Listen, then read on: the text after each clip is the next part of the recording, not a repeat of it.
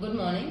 आज हम young girls में इरेगुलर पीरियड्स के बारे में डिस्कस करेंगे क्योंकि बहुत कॉमन प्रॉब्लम है।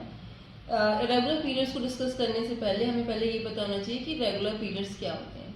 अगर किसी पेशेंट्स को पीरियड का इंटरवल 21 to 35 डेज के बीच में है, वो उसके लिए फिक्स पैटर्न है, तो ये रेगुलर पीरियड्स माने जाते हैं। यानी कि किसी पेशेंट को पीरियड्स एवरी 21 डेज में आ सकते हैं, वहीं कोई दूसरा पेशेंट हो सकता है जिसको पीरियड एवरी 35 डेज पे आए।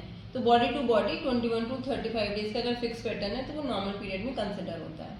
अब हम यंग गर्ल्स की बात करेंगे। जो हमारे यंग गर्ल्स होते हैं जिन्हें पीरियड जब स्टार्ट हुए होते हैं, तो ऐसे में जो हमारा ब्रेन और जो ओवरी के बीच एक कोऑर्डिनेटेड हमारी एक एक्सेस होती है, वो यूजुअली डेवलप नहीं होती है।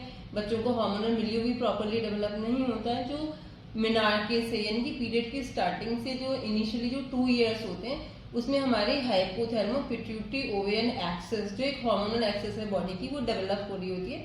इससे यंग गर्ल्स में इरेगुलर पीरियड्स हो सकते हैं। तो ऐसे में अगर किसी बच्चे को पीरियड 2-2, 3-3 महीने पे आए या 45 to 60 डेज के उसमें आया, पीरियड का फ्लो कम हो, तो उसे घबराने की जरूरत नहीं है, क्योंकि यूजुअली 2 ईयर्स के बाद ये पीरियड का जो फ्लो है और ये जो साइकिल है बिल्कुल रेगुलर हो जाता है। लेकिन प्रॉब्लम तब आती है अगर बच्चे को पीरियड जल्दी जल्दी हो रहे हैं या हैवी फ्लो हो रहा है। वो क्यों होता है? क्योंकि यंग गर्ल्स में ओवुलेशन नहीं होता है, तो एक जो यूट्रस की इनर लाइनिंग के लिए जो एक लिमिटिंग हार्मोन होता है वो बॉडी में नहीं होता है। इस वजह से जो हमारी यूट्रस की इनर लाइनिंग है वो ब्लीड करती रहती है। तो इसको ट्रीट कैसे करें? तो इसको ट्रीट करने का सबसे सिंपल तरीका ये होता है कि बच्चों को हम जब उनको पीरियड्स आते हैं तो 4-5 दिन के लिए एक ब्लीडिंग को बंद करने की सिंपल सी मेडिसिन दे देते हैं, तो बच्चों का उससे ट्रीटमेंट हो जाता है। कभी कभी वो सिंपल मेडिसिन काम नहीं करती है, तो उस केस में हम फिर एक सिंगल हार्मोन थेरेपी देते हैं, क्योंकि हमें पता होता है कि बच्चे यंग हैं, तो उस टाइम की ग्रोइंग एज है, हाइट गेन का टाइम है। तो जो वो सिंगल हार्मोन थेरेपी होती है यूजुअली बच्चों की ग्रोथ को हैम्पर नहीं करती है, ऐसे कोई खास साइड इफेक्ट नहीं होता है, तो बच्चों के लिए बेनिफिशियल होती है, उनके साइकिल्स रेगुलर कर देती है।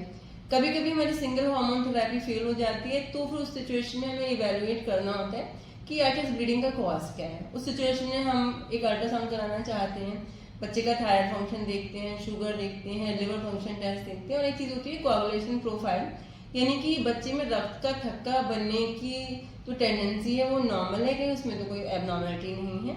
तो अगर ऐसा कोई कॉज हमें मिलता है तो हम उसके अकॉर्डिंगली ट्रीट करते हैं, अदरवाइज फिर हमें कंबाइंड हार्मोन के साथ ऐसे बच्चों को ट्रीट करना पड़ता है। Thank you.